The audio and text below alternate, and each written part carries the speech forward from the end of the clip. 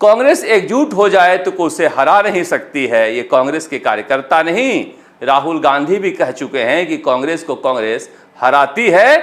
और आज 2 हारे हुए प्रत्याशियों ने हरियाणा में कहा कि हमें भूपेंद्र सिंह हुड्डा के लोगों के द्वारा निर्दलीय खड़ा करके हराया गया था ताकि दूसरे गुट के विधायक कम जीते। वही अशोक गहलोत वाला फार्मूला जो 10 निर्दलीय जिता कर लाए थे सीएम बनने के लिए कांग्रेस के उम्मीदवार के खिलाफ। ये पुराना फार्मूला कैसे खत्म हो कांग्रेस पर को उस पर ध्यान देना है। अब कैसे ध्यान देना है तो देखिए, सचिन पायलट को ये लग रहा है कि अशोक गहलोत चाहेंगे कि राजस्थान में गुट बना रहे, आपस में झगड़ेंगे तब वो राजनीति को एंजॉय कर पाएंगे। इसीलिए कड़वा घूंट पीकर और वो दुख की घड़ी में मिलने के लिए शांति धारीवाल के घर गए। वही शांति धारीवाल जो इनको सीएम बनने से रोकने के लिए अपने घर पर सारा तामझाम किए थे। दिल बड़ा रखना पड़ता है बड़ा नेता बनने के लिए। शांति धारीवाल की पुत्री का निधन हुआ है और ढांढस बंधाने के लिए सचिन पायलट गए थे। राजनीति की ये बड़ी तस्वीर है। मुझे लग रहा है कि शांति धारीवाल की जगह सचिन पायलट के साथ अशोक गहलोत बैठेंगे तो कांग्रेस की तस्वीर और ज़्यादा अच्छी होगी। मगर बैठेंगे क्या, मुझे लगता नहीं है। अब ये सचिन पायलट का फॉर्मूला है हरियाणा हारने के बाद। अब भी कांग्रेस नहीं सुधरे तो फिर क्या सुधरेगी। मैं इसलिए कह रहा हूं कि आप सुनिए सचिन पायलट को। सचिन पायलट ने अजमेर में कहा, जब पत्रकारों ने पूछा, ये अजमेर का दृश्य है जहां पर बहुत दिनों बाद वो अजमेर गए थे। अजमेर में जगह जगह उनका स्वागत हो रहा था, उस समय का दृश्य है। मगर जब अजमेर में वही सवाल पूछा गया कि वही सवाल मौजूद भी है कि हरियाणा में गुटबाजी ले डूबी, राजस्थान में क्या गुटबाजी नहीं ले डूबेगी। सुनिए। मैं इतने सालों से आपको समझा रहा हूँ, आप मेरी बात सुनने को तैयार ही नहीं हो। अभी कांग्रेस में एक ही गुट है, वो है खड़गे राहुल सोनिया। तो हम हम सब दो पूर्व अध्यक्ष हैं, एक वर्तमान अध्यक्ष है और राजस्थान में भी लागू तो है अलग अलग पूरा कुनबा एक है। और कांग्रेस ने देखो विपरीत परिस्थितियों में लोकसभा चुनाव में हम सब मिलकर चुनाव लड़े। हमारे कांग्रेस पार्टी की छाती सीज करती है, नेताओं पे केस लगा दिए, मुख्यमंत्री लोग जेल में 3 साल बंद करती है।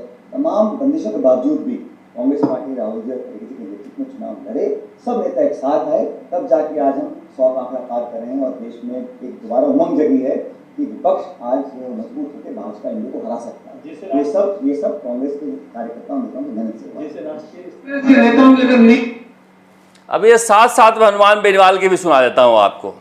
तो कोटा के अंदर भी कांग्रेस जीतती, जयपुर में कांग्रेस जीतती, बीकानेर में कांग्रेस जीतती, अलवर में कांग्रेस जीतती और 5 सीट हो रही थी, 5 16 सीट हो रही थी। दुर्भाग्य कांग्रेस भी धर्म में बटी हुई है।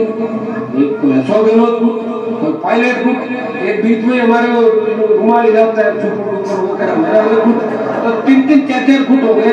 तो फिर भाई ये 11 आई हुई थी, जीरो से देखना ठीक है। अब मेरा कोई कहते नहीं, अब देखो हमारी वजह से कुछ हो गया। सचिन पायलट ने जो कहा है वो कहने के बाद वो खुद भी मुस्कुरा रहे हैं। ये हकीकत है, पत्रकार ने जो पूछा है ये हकीकत है।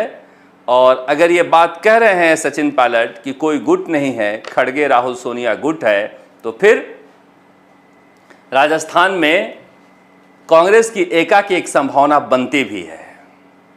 और हनुमान बेनीवाल का वक्तव्य मैं इसलिए दिखाया हूं आपको कि हाथ के हाथ वो आईना दिखा रहे हैं कि इतने गुट हैं, उसमें 11 आ गए, ये कम है क्या? 0 से 11 तो सही है। क्या सचिन पायलट की ये बड़ी पहल कांग्रेस को एकजुट कर पाएगी? क्या शांति धारीवाल, सचिन पायलट, अशोक गहलोत, गोविंद सिंह डोटासरा ये सारे वैसे ही एक साथ हो पाएंगे या फिर हुड्डा सैलजा और सुरजेवाला की तरह यह कहते रहेंगे कि कांग्रेस में एक ही गुट है, मगर गुटबाजी रहेगी ही।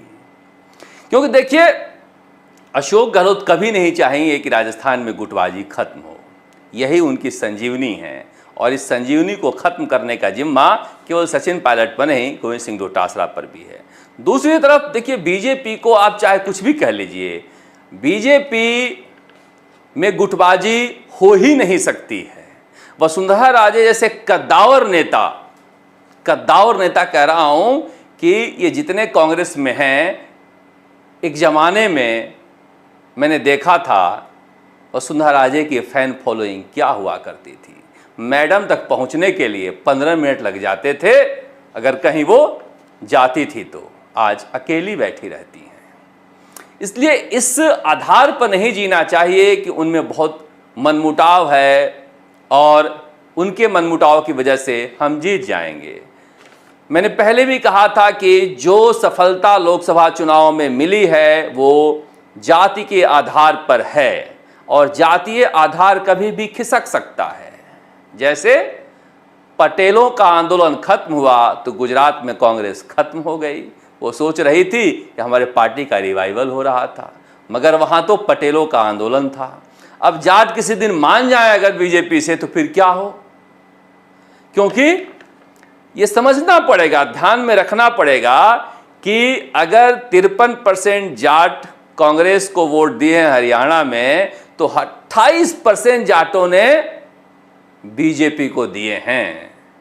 जहां पर बीजेपी को सभी जातियों का वोट मिल रहा है, वहां 28% अगर जाट साथ आ जाएं हरियाणा में तो फिर खेल हो ही जाता है। और राजस्थान में कहो बेस यही स्थिति है जो बार बार समझा रहा हूं। हालांकि ये तब स्थिति है जब पहली बार